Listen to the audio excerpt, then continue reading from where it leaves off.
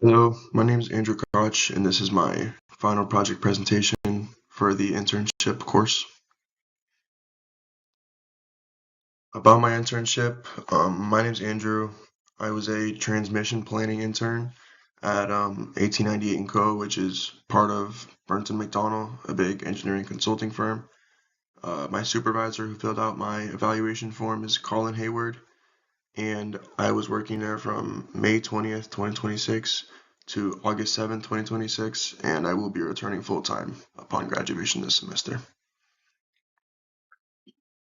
So I worked on a bunch of things this summer, but the main project I worked on is, I can't be too specific because I signed an NDA, and this is proprietary client information, but it was basically a solar and battery addition to the grid to add more power. So I used PSSE for this, which is a power simulation software, but unfortunately I can't use any screenshots or share locations, but I can draw out a general diagram and kind of explain what I did. So that's what I'll do.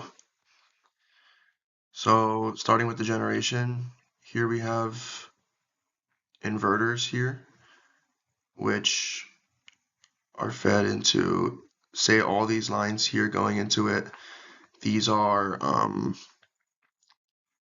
we'll say at the top is PV, which stands for photovoltaic, which is basically a solar panel.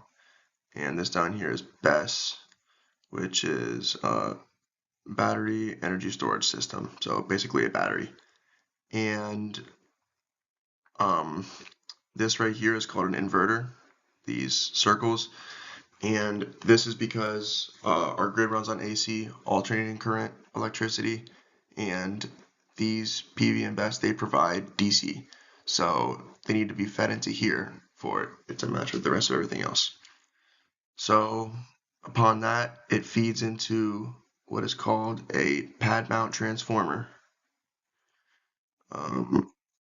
It's bad drawing. Sorry, I'm doing with the mouse. And what this does is these voltages from these generators are pretty low, only 0.66 kilovolts or 660 volts, which is pretty much nothing. So what this is going to do is it's going to step up the voltage to 34.5 kilovolts. And the reason for this is because at lower voltages we have higher currents, which means more expensive cables and things like that. And we can't go all the way up yet because of you need proper thermal insulation for that, and it'd just be more expensive. So 34.5 is a sweet spot for this kind of thing. So now both of these are at 34.5 kilovolts, and now we have what's called a collector system, which combines these two and collects them into a single bus. Then, once again, it is stepped up, this time with a 3-winding transformer. Oh, this one's really bad. With this being 34.5, this here being 235 kV, and then there will be a third, which is going to be 13.8 kV. So typically what we have here is this is called an auxiliary load, which basically powers the facility. So if there's a control room, if there's lights, anything that requires electricity on site, it will use the electricity generator from that site typically. And this is what this auxiliary load is. And this 235 kilovolts is this is the transmission voltage, and the reason it's much higher now is because power loss is equal to basically the higher current is less power loss. So, or no, sorry, more current means more power is lost. So when we step the voltage all the way up here, from this original value, the current drops by a lot. So that means a lot less power loss, and it's just more efficient. So when you see transmission lines just out on the road going long distances, most of the time it'll be 235 to around 470 kilovolts roughly. And then this is what we call the POI, or point of interconnection with the grid. So this is the point where it goes out to different substations and all these areas connecting with other lines.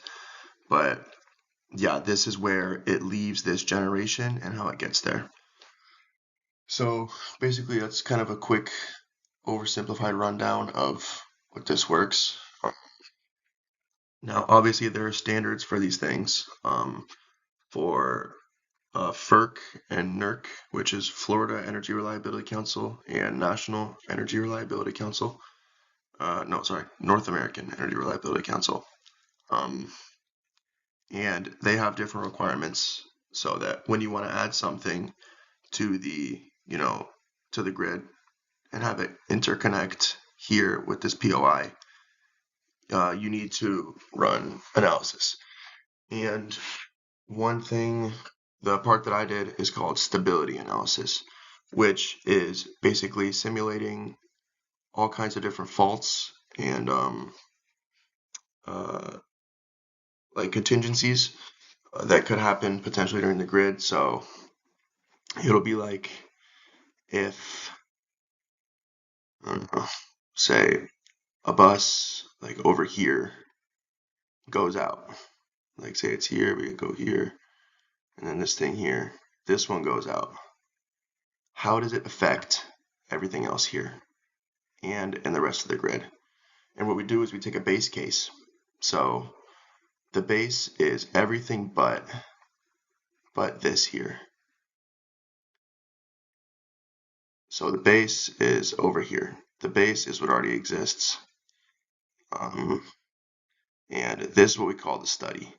So what we're doing is we're taking the base response to events like this happening, and we're going to take the study response to this happening, and we're going to see if there's any changes. If, we're looking at voltages at important POIs, we're looking at megawatt output, and also machine angles, which is the phase and the angle at which the generators are producing. So if there's like any meaningful difference, like what we want to see is, what will usually happen is it goes flat for a second, just so it gets a baseline voltage. And then when there is a fault, everything will drop down. And then we want to be within like 0.1 second or so back up. And then things may kind of trickle, but we want to see like this. It may fluctuate a little bit over the next few seconds, but as long as it ends back flat where we were, that's good. We also look at frequency too. Frequency is a little bit more tricky, so that'll kind of go down and then up and then down and then up and up. It'll take a little longer, but at the end of the day, it does flatten out. So yeah, that's what we want to look for. And if something does happen, in this project, there was not anything like that. This was a fine addition to the grid. It's pretty standard edition. It's only 75 megawatts at this POI, so it's not like a huge thing. Some generators are up to like 1,000 megawatts, so this is pretty small in comparison. But yeah, basically I built this out in PSSE, which is the power simulation software, and I developed all kinds of cases. So it'll be like, if this PV is generating 50 and this one's generating 25, so it adds up to 75 here, what does it look like? How do those tests respond? Or if this is off, so like it's at night, but this is dispatching at 50, what happens then? Or if this is dispatching, full 75, but this one is charging mode, so it's at -50. How does that affect this POI? And I basically ran all those simulations. Everything looked good. I'm still in the process of working on the report to send to the client, but yeah, as of right now, it's pretty much done. So that's a very condensed rundown of what I did this summer, but I hope it was at least a little informative. Okay, and so my reflection of the summer, I gained experience in the power simulation software we use in the industry, which was really interesting for me and really helpful because it was a lot of stuff that we don't really do in school in classes. So it was all brand new stuff, like learning on the job, which was a really cool experience, and I really enjoyed it. I saw a project through from start to finish. Um, so I would say we really got on this project 2 weeks into my internship or so, and we're just finishing it now. I don't know if the report will be submitted by the time I'm done, but I'll at least have seen it for the most part, seen the flow of the project, and I got valuable experience communicating with the client, um, utility, and also the people on my team, kind of getting in that environment of working within a team of engineers and also talking to the client, seeing what they need, knowing what we can do, how to do things efficiently, and also learning from the older, more experienced engineers was very helpful. So that will conclude my presentation. I had a great summer. I learned a lot, and I'm happy to be returning there in September. So thank you for your time.